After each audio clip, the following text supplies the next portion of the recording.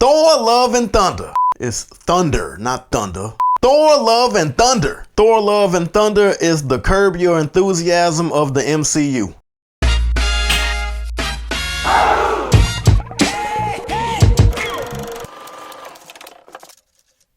What's good with it, people? Welcome to the Joe Blacula Perspective presents Behind the Curtain, and I am your host, the infamous Joe Blacula. Cue my drop. Joe Blacula. Good looking out, people. Now, Thor Love and Thunder, rated PG-13. Total running time was 2 hours and 5 minutes and was released in theaters on July 8th, 2022. I can't pronounce the director's name, but he directed Thor Ragnarok as well, and that's probably why this movie is as funny as it is. Chris Hemsworth is back as Thor. Natalie Portman is back as Jane. Sidebar, the first time I ever saw Natalie Portman was in this movie called The Professional. If you haven't seen it, go check it out. Now that I think about it, that storyline could be seen as problematic. Tessa Thompson as Valkyrie and Christian Bale as Gore the God Butcher. I don't know why I keep wanting to call him Gore the God Killer. I don't care. Sound like somebody should have been in Wu-Tang. I like Thor. I've seen all 4 of the Thor movies, but I don't remember the first 2 though. Liked him in the Avengers movies, and the further his character goes, the more I like him.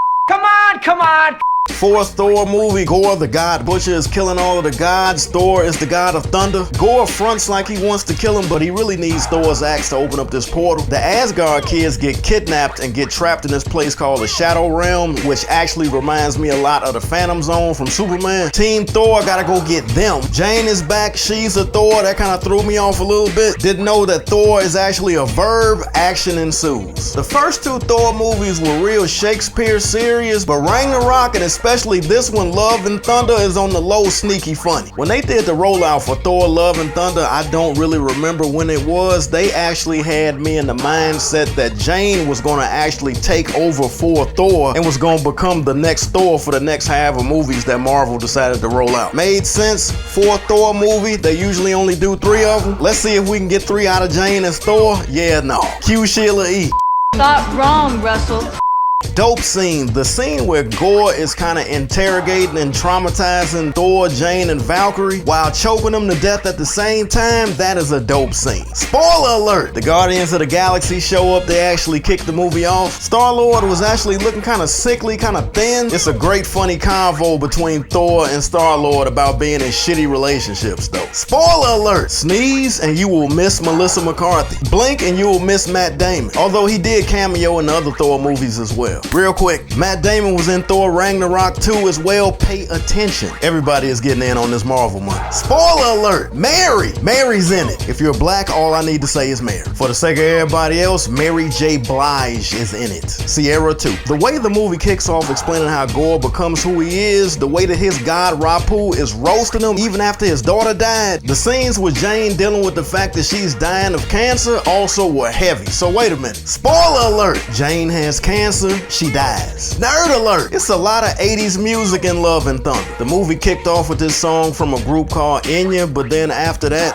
Enya. But after that, mainly it's Guns N' Roses songs. Idris Elba's son is in the movie. Not his real son, his character's son. Changed his name to Axel, like Axl Rose. And Thor and Val also starred in the 4th Men in Black movie, which nobody seemed to give a damn about. I think it was Men in Black International. Failed to mention, Russell Crowe is Zeus. The Marvel post-credits actually kind of teased the fact that he'll be back, but we will see. I repeat, everybody is getting in on this Marvel money. Riddle me this, and I've always wondered this. If Thor is the god of thunder, if thunder is a sound, then how can thunder actually be a bolt? And I got Apple Thunderbolt monitors. I got 4 of them, I'm just saying. Sidebar, the subplot happening with Thor's hammer that Jane has, Thor is actually feeling a certain kind of way about that. Thor wants his hammer back, but now he has Stormbreaker, that's his axe. And Stormbreaker is the jealous rebound girlfriend, easing around corners, checking his phone while he's sleeping and whatnot. That whole demo is hilarious. The quick cuts in this movie actually keeps the pace going, and it actually adds to the fun. The screaming goats in the movie were starting to get a little annoying, but they were funny. I'm telling you, at one point I actually heard James Brown. I'm gonna look up the sound dude of the movie and actually send him an email and ask him, did y'all slide in like a James Brown scream in there somewhere with them goats? I mean, I'm saying I doubt that he's gonna respond, but I was taught that nothing beats a failure but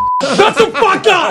Can't fault the brother for the effort. Once again, Marvel is keeping on with this rainbow angle agenda that they pushing on the low. It ain't even on the low anymore. Shout out to my bro, Dr. Wesley Muhammad, for just saying it, you dig? For putting it out there. For putting Marvel on Front Street. They call it color in air quotes, which makes sense because the whole movie has this rainbow theme to it. Jane's catchphrase in the movie is bring the rainbow. Oh yeah, I peeped that. Like I said, they ain't trying to be on the low with it anymore. They even made Korg, the rock dude, Team Skittles. He talked about how his race ain't nothing but males and how his two dads created him. Valkyrie, if you ain't figure out in Thor Ragnarok that she was Team Skittles, they confirmed it in this one. I mean, quit hijacking the damn movies. Come on! In conclusion, Thor Ragnarok and Thor Love and Thunder are two movies that do not take themselves seriously at all. And even when Thor Love and Thunder does, it doesn't take itself seriously for too long. It just feels like when the director yells cut, or when the secondary director, assistant director, whoever the hell, whenever somebody yells cut and the scene stops, the entire cast just breaks out laughing. Overall, Thor 3 and 4 are better than the first and second Thor. Chris Hemsworth is one of the EPs or one of the executive producers of Thor Love and Thunder. I like him playing the character, and I hope to see him again as Thor. Love, hate, or debate. I ain't love it or hate it. Can't really debate it. Once again, I really need to consider changing the name of this section. I think I said meh, like, love, hate, or debate. Good story, and as usual, Christian Bale brought the thunder with his acting, no pun intended. I'm telling you, every character that this dude plays, you have to remind yourself constantly, that's the Dark Knight. Swear to me! How many black fists am I gonna give this one? I'm gonna give this one 3.5 black fists out of 5 because all of those Skittles scenes were not necessary. All right, people, let's put a bow on this one because it is officially a wrap. Please like, share, subscribe, text 10 people to text 10 people. And whatever it is, whatever you think, comment below and let a brother know, and I will holla black in a few ticks. In a minute, people. Oh, is that a crumb or something? I had a crumb on my shirt the whole time I was recording? That wasn't no crumb. Wow, that ain't good. That's it. That is it. And thank you to anybody else that could be possibly trolling, you rat bastard sons of